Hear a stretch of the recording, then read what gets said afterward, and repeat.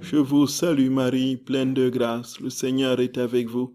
Vous êtes bénie entre toutes les femmes, et Jésus, le fruit de vos entrailles, est béni. Sainte Marie, Mère de Dieu, priez pour nous pauvres pécheurs, maintenant et à l'heure de notre mort. Je vous salue Marie, pleine de grâce, le Seigneur est avec vous. Vous êtes bénie entre toutes les femmes, et Jésus, le fruit de vos entrailles, est béni. Sainte Marie, Mère de Dieu, priez pour nous pauvres pécheurs, maintenant et à l'heure de notre mort.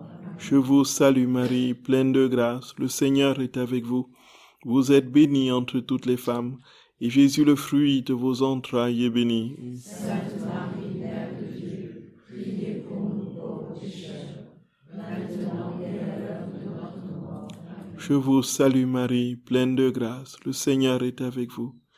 Vous êtes bénie entre toutes les femmes, et Jésus, le fruit de vos entrailles, est béni. Sainte Marie, Mère de Dieu, priez pour nous pauvres pécheurs, maintenant et à l'heure de notre mort. Amen. Gloire soit au Père, et au Fils, et au Saint-Esprit. Comme il était au commencement, maintenant et toujours, et dans les siècles des siècles.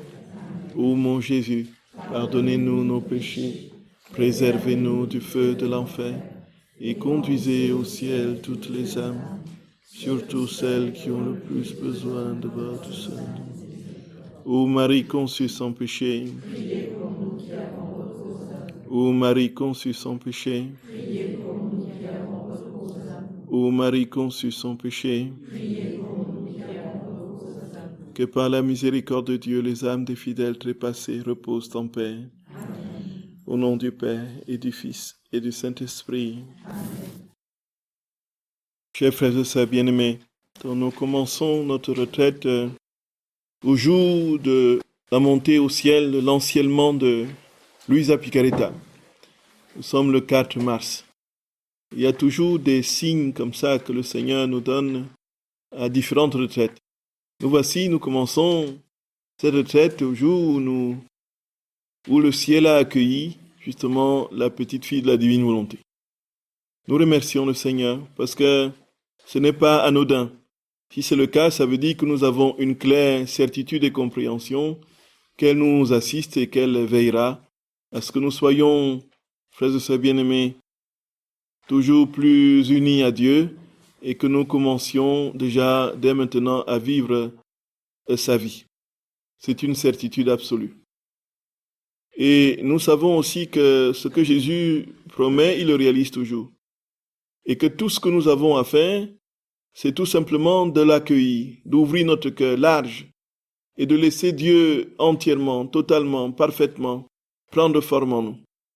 Et comme il veut prendre forme dans une terre libre et dégagée de tout ce qui n'est pas lui, la seule chose qu'il nous recommande, frères et sœurs d'amour, c'est que nous vidions notre âme, que nous vidions notre cœur de nous-mêmes, de tout ce que nous sommes et que nous pouvons faire, et que nous laissions Dieu totalement, parfaitement prendre forme en nous. Et donc, vider son cœur, vider son âme, vider notre volonté avec ses passions et ses inclinations, c'est entrer dans le grand mystère, frères et sœurs d'amour, du silence. Voilà. Vous voyez où j'allais arriver. Le silence. Le silence, frères et sœurs d'amour, ce n'est rien d'autre que l'expression parfaite de la vie de Dieu dans l'âme. Et quand le Seigneur sera pleinement, totalement, parfaitement en nous, il n'y aura plus possibilité de dire quoi que ce soit parce que les deux cœurs étant unis, il y aura cette perfection de communion qui fera que nous n'aurons même plus besoin de lui dire des choses parce que notre cœur est dans le sien et le sien est dans le nôtre. Et c'est ce que nous avons toujours dit, frères et sœurs d'amour. Le langage a ceci de particulier qu'il essaye de traduire et d'élucider les vérités pour l'intelligence, alors que le silence entre immédiatement dans la communion des cœurs. Voici que nous avons cette vérité dans les apparitions. On sait que au premier moment des apparitions, que ce soit la Vierge, que ce soit notre Seigneur, il parle, il bouge les lèvres. Et puis le visionnaire l'entend avec une combinaison de ce qu'il a de l'intérieur en lui et de ce qu'il peut avoir de purement extérieur dans les sens, dont l'ouïe.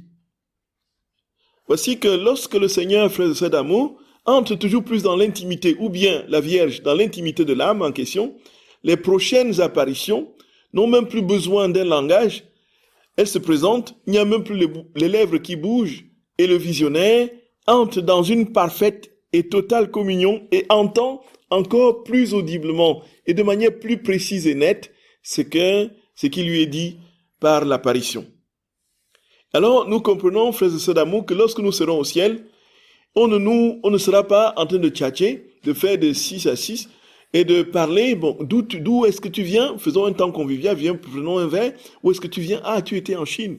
Ah oui, d'accord, tu vivais où? Ah, moi, je viens du Groenland. Ah oui, d'accord, le Groenland, quand j'étais sur la Terre, j'ai entendu parler du Groenland. C'est vous qui aviez, justement, les ours polaires, là, qui avec le réchauffement climatique, là. Oh, qu'est-ce que c'est? Le réchauffement climatique a fait, on a tellement parlé, et puis, mais toi, tu venais d'où? Ah, je viens d'Afrique. Ah oui, d'accord, oui, non, non et non. Le langage n'existe plus au ciel. Au ciel, on ne se met plus à causer, à dire, bon, d'où est-ce que tu viens? On connaît tout de manière parfaite. On entre dans la connaissance véritable au sens biblique du terme. On est en communion avec les vérités, les réalités, les personnes. On est en communion avec Dieu. On n'a plus besoin de parler. C'est cela, frères et sœurs bien-aimés. Et quand on arrive à ça, on comprend la nécessité du silence ici-bas. Et tout se passe dans un silence parfait. De même, comme notre très saint Seigneur le dit, frères et sœurs d'amour, quand il était à Nazareth, tout ce qu'il faisait travaillait à diviniser toutes les œuvres des créatures. Tout ce qu'il disait dans ses enseignements transformait et divinisait tous les enseignements de tous ceux qui parleraient en son nom et pour lui. Tout ce qu'il a vécu, tous les actes qu'il a posés avaient un impact retentissant sur toutes les réalités créées et de tous les temps. Tout se faisait dans un silence absolu. Il parle de la Vierge Marie, notre très sainte mère, qui plus que quiconque, plus que les apôtres, était investie de Dieu, avait le dépôt de cette vie divine. Mais notre très sainte mère, frères et sœurs d'amour, personne ne savait ce qui se passait dans sa petite masure de Nazareth. Il n'y avait rien d'extraordinaire qui passait à l'extérieur, aucun bruit, aucun vacarme, dans une simplicité absolue et dans un silence tout à fait déconcertant, qui est le silence même de Dieu, duquel nous sommes parvenus à la création, duquel nous sommes arrivés au monde. Nous avons été générés par un silence d'amour. Et c'est pourquoi, pour aller à Dieu et pour entrer en lui, nous ne pouvons pas faire l'économie du silence. Et c'est pourquoi, frères et sœurs d'amour, avant chaque retraite, nous mettons un accent particulier sur le silence. Et comme nous l'avons dit tout à l'heure, si nous avions, puisque Dieu parle dans tout ce que nous avons autour de nous, dans l'ordre de la création, la rédemption, la sanctification, si c'est la création, nous entendions tous les êtres créés dire des je t'aime de Dieu pour nous.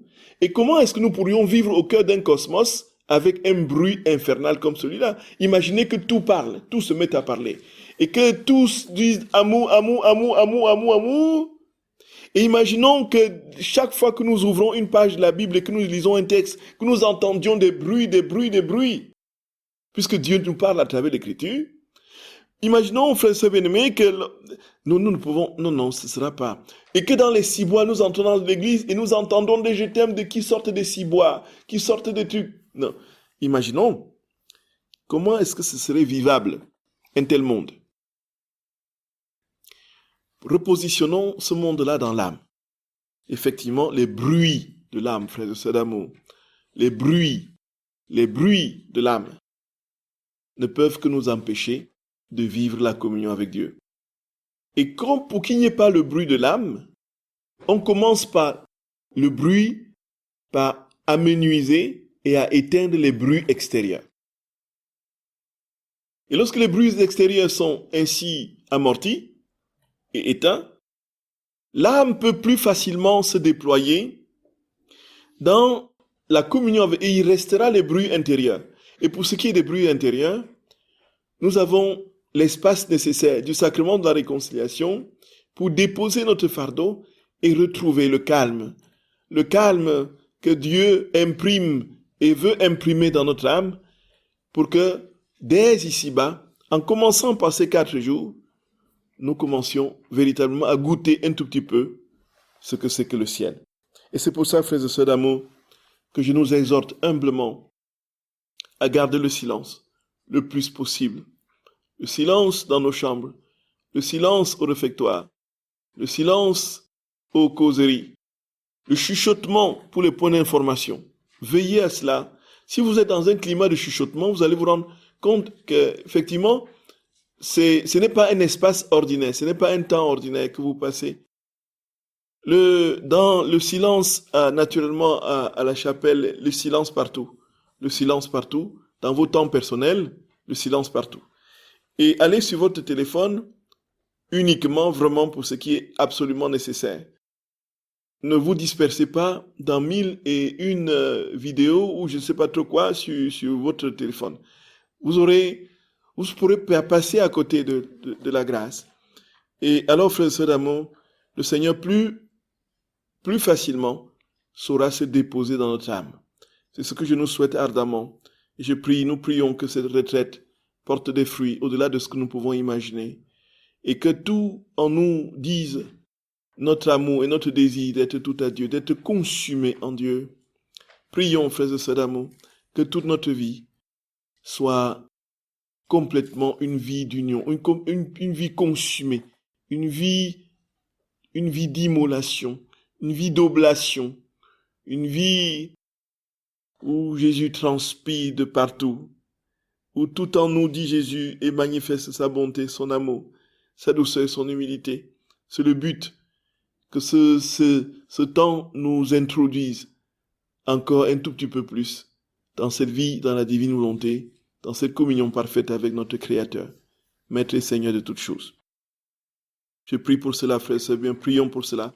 Que l'ennemi aussi n'ait aucune prise sur nous, aucune prise sur ce temps que nous passerons avec le Seigneur, et que tout soit entièrement et parfaitement sous le contrôle de cette vie pleine de Dieu, de sa sainteté et de son infini amour. Je vous salue Marie, pleine de grâce. Le Seigneur est avec vous. Vous êtes bénie entre toutes les femmes, et Jésus, le fruit de vos entrailles, est béni. Sainte Marie, Mère de Dieu, priez pour nous pauvres pécheurs, maintenant et à l'heure de notre mort. Amen. Au nom du Père et du Fils et du Saint-Esprit.